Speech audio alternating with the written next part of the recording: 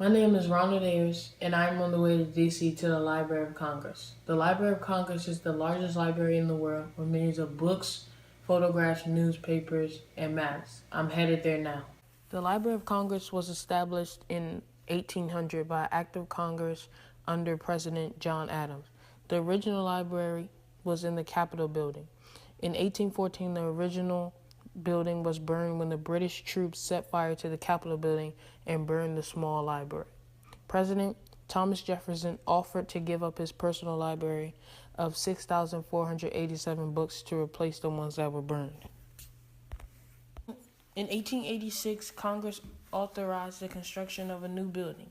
It took many years to build, but the new building, called the Thomas Jefferson Building, opened its doors in November of 1897. The Jefferson Building cost $6.5 million to complete. Later, the John Adams Building was completed in 1939. The James Madison Memorial Building, where my mother works, was completed in 1980. These buildings are located on Independence Avenue in Southeast DC. Each of the buildings contain fine decorations, murals, paintings, and marble halls. They also contain columns and steps, carved hardwood, and stained glass domes. One of my favorite rooms during my visit was the Performing Arts Reading Room. This was one of my favorites because I learned about some of the great musicians and recording artists. While I was there, they had a display on jazz and opera. I saw the Jerry Mulligan collection and the saxophone that he played. I also saw a rail car catalog. I can't wait to go back and see more of their other exhibits. I also saw the Veteran Hall. I learned about the Civil War and the type of weapons that they used during the war. Today, visitors can come into the Library of Congress to read books, do research, copyright, and see exhibition galleries. The library is free and open to the public from 8:30 a.m. to 4:30 p.m. They currently offer hour-long tours of the Thomas Jefferson Building and the main reading room.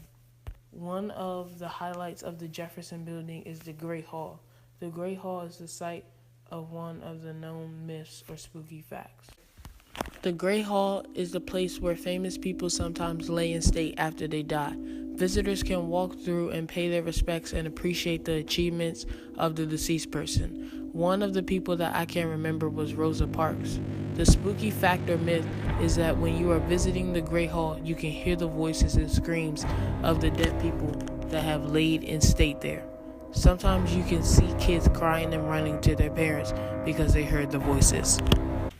One final fact that I learned during this visit is that Dr. Carla Hayden was sworn in as the 14th Librarian of Congress on September 14, 2016. She is the first woman and first African American Librarian of Congress. She was nominated by President Obama on February 24, 2016, and confirmed by Congress on July 12, 2016. I hope you enjoyed my story about the Library of Congress. I had a lot of fun learning about the Library of Congress, and I hope you did too.